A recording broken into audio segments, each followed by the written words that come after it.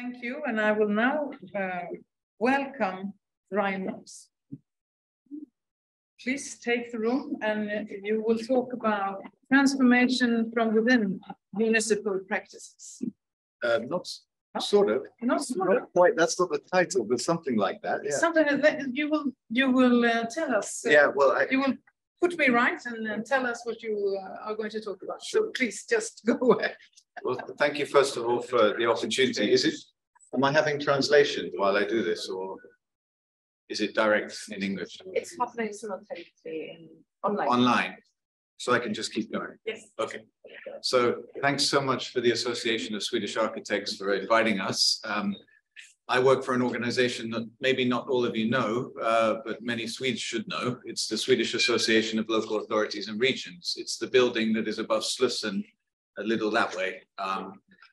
And I'll go into that in a little bit, but I just want to say I'm very grateful for the opportunity because, and I want to respond to Yuri's questions, which were very provocative there, because from our perspective, conceptually, we've been looking at these questions in different ways. One is around what the decentralization looks like in the country and how that relates to recovery, urban recovery and reconstruction. I'll come on to why we're involved in the first place in a minute. Maybe from myself, just to say that I have returned to Sweden after several years away working for the UN. I was the head of UN Habitat in Syria. And I worked on urban recovery in Gaza and in Syria, and had been involved in global conversations on urban recovery frameworks at the World Urban Forums, including last year in Katowice, where there was a huge delegation from Ukraine. And off the back of that, I was asked by UN Habitat to go to Ukraine last October. So I went and visited several locations and had discussions around the framework for recovery and reconstruction, and particularly locally led recovery and reconstruction involving Gramadas. So I had a lot of conversations back then. I returned to my job last November as the managing director of Sala International. If we can go to the next slide, please. We, luckily for me, my new organization, my old organization, which I used to work for, has been working in Ukraine for 8 years. So just to give you the picture of who we are, the Swedish Association of Local Authorities and Regions, in English the acronym is SALA, in Swedish SKR. It's a membership organization for all the municipalities and regions of Sweden. And the first form of this association goes back to about 120 years with the first association of cities in Sweden. It's a lobby organization that tries to protect the interests of Swedish local governments when there are decisions made in the parliament in Sweden or in Brussels. And it's also a support organization to the members. So all the 290 municipalities in Sweden and 18 to 20 regions, however you classify them. And if we can go to the next slide. In the 1990s,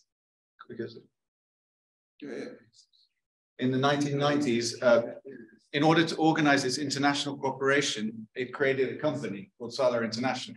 I am the managing director of Sala International, and we do projects around the world supporting all aspects of local government work, whether it's decentralization reforms or spatial planning at the local level, different aspects. Well, nearly all of our projects are financed by the Swedish government, SIDA, the International Development Agency. If you can go to the next slide, please. I just want to give you the headline. So we're working in a number of spaces globally. We've categorized it into 3 main areas: decentralized democratic systems, effective and equitable service delivery, and local sustainable development. And under these areas, we have done a lot of work on sustainable urban planning under what we've called the Symbiocity approach, but it's been tested and tried out in different ways. So we don't like to necessarily only use that terminology going forward. The next slide, please.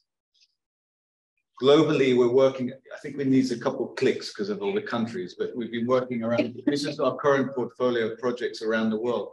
And we have 2 long-standing cooperation projects in Ukraine, which I'll come on to in a minute. But as you can see, we're working in different parts of the world in different aspects concerning. Yeah, sorry, I got that wrong. Anyway, this is good. So going on to Ukraine.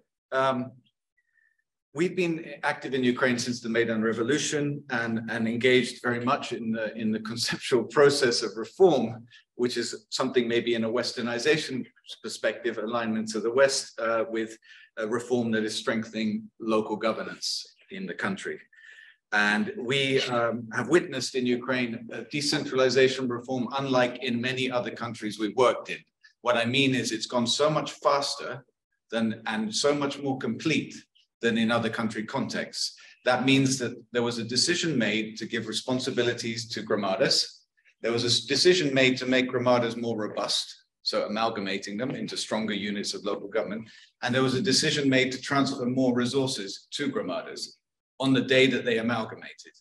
And this work that was done was a very quick process of decentralization reform, but it was not complete. This is a very important, it is not complete. So maybe if we go forward, and I slide off my paper somewhere else. Just to go through these projects, if we could go to the next slide, please. We have one project, we've been supporting decentralization reform at two levels, at the national level and at the local level. At the national level, there's been policy support in different aspects of the reform. Fiscal decentralization, the transfer of education competencies to gramadas and supporting that. Also at the local level, improving administrative services to Ukrainian citizens by the creation of administrative service centers, or SNAPs, as I think they're called in Ukraine. Many Ukrainians should know the acronym, I think, in this room. If we go to the next project, next slide. So as I've mentioned, we've been supporting as an advisor on the fiscal decentralization system, the formula for transfers to gramadas. We have the experts sitting in Ukraine who support and advise the region. Now it's a different ministry, amalgamated ministry, and we've been supporting the education reform. Also trying to help the capacity development of gramadas with new mandates. And at the national level, trying to empower the second National Association of Local Authorities, AATC, not the Association of Ukrainian Cities, but the one with the medium-sized amalgamated territories. And we have an ongoing dialogue with the Parliamentary Committee on Local Self-Government, and there'll be a visit to Sweden in May of that committee to look at continuing the discussion on decentralization. Next slide, please. In terms of the administrative services, we had two projects, a big EU project called ULEAD, and we've supported the creation or modernization and establishment of 480 administrative service centers. This is where citizens can go and get access to a range of different services digitally as well. And then in the second phase with Swedish funding, we've managed to scale up to another 100 service centers, reaching a very large number of people in the country through this work. If you go to the next slide, please. Now the conflict is renewed last February. And there's a lot of reflections on the role of local self-governments in the response. And some people are saying that the strengthened local democracy and autonomy actually led to a better ability to resist the Russian aggression at the local level, a quicker responsiveness by communities. But it created dramatic new conditions. We were hearing about the damage and destruction and the population displacement. But it also created a change in the decentralization process by the introduction of martial law. And the martial law, although justifiable during the time of conflict, many international actors supporting Ukraine are very aware of reminding the Ukrainian government that we should not reverse the process of decentralization, giving more power to military oblast administrations. So this is a conversation that we are involved in and trying to monitor the developments during the conflict in terms of the flow of funding to local governments, for example. Maybe the next slide, please. So we've done a lot of different analysis now around the effects of the war on service provision. We've been doing advocacy work on the transfer of money to local governments under martial law. We've been looking at the impact in terms of financing of education and helping gramadas plan for receiving new pupils, IDPs who have been displaced to different gramadas so that they can manage the school system effectively, and supporting the service centers with additional equipment, being able to continue to provide services to people even in the liberated areas. Maybe next slide, and I'll just skip through this. This is just where we've been supporting displaced workers in the administrative service centers to other areas so that they could continue to provide services to citizens. And then the next slide, we've been building a system to promote partnerships between Ukrainian local governments and local governments in Sweden and the rest of the European Union. And so there's a United for Ukraine initiative, which we've been promoting going forward. And there's a lot of hope on our side from our association and our members that Swedish local governments, among other European ones, can partner up with Ukrainian ones in helping them in the recovery effort. Maybe my last few slides. So we've had a discussion with our financier, the Swedish government, about what we do now. And obviously we believe that the fight for decentralization will be won or lost in the role of gramadas in recovery and recovery planning. And if we don't help them to be able to show their added value in that, there is a risk that the reconstruction funds will be re-centralized through large ministries. And we want to make sure that there's a certain amount of money that stays at the level of local government so that accountability processes can happen in planning. So there's a conversation around the planning framework where we're not convinced.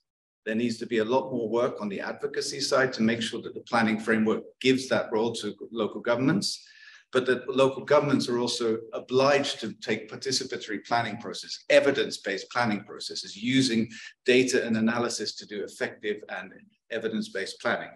Maybe the last slide. This comes from my background working in Syria. We came up with a model for the urban recovery framework, and it was presented at the World Urban Forum last year. It's something where the World Bank, the EU, and UN Habitat have talked for years about how to do post-conflict recovery and urban spaces better. And it's failed so many times because the humanitarian response is siloed and the large-scale infrastructure response is siloed. Where a multi-sectoral area-based approach that has housing, infrastructure, services, environment, heritage, economy, community, and urban governance involved. That means you're talking about building back better in every possible way, environmentally, socially, economically, and politically.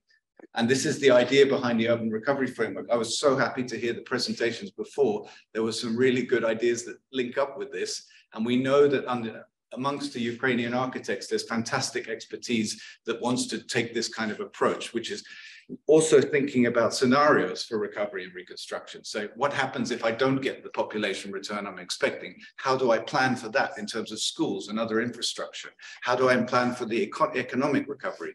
So we're thinking of a spatial and then social and economic recovery planning, which is based on a participatory process.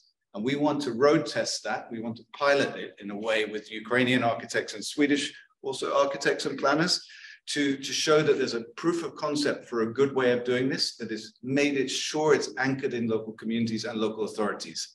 They must own this. Otherwise, if it sits there with a consulting bureau, it's not going to end up getting the traction it needs to get. We need to make sure that it's anchored at the local level. And that's not easy because there are major capacity gaps by smaller gramadas, which sometimes have populations as low as 5,000 people. So the urban planning capacity doesn't exist there. Anyway, we're looking into the approach right now. We're trying to develop it and want to take it forward. We're trying to convince our donor to give us money to do it.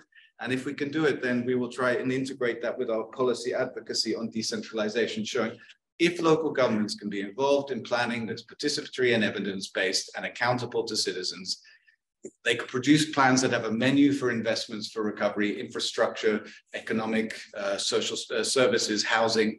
And if those plans can then be financed and it gets delivered in a good way, we can show that there's a model that could be worked with. And we can't go everywhere, but we could work in certain locations. So that's the thinking. We want to build partnerships, as I mentioned several times, with Ukrainian planners. My business cards are here if people are interested. Per Mikkel and I have spoken about this. So we have a joint ambition to try and build out of your network into the projects we hope to do in the next few years in Ukraine. I hope I didn't take too long. Thank you.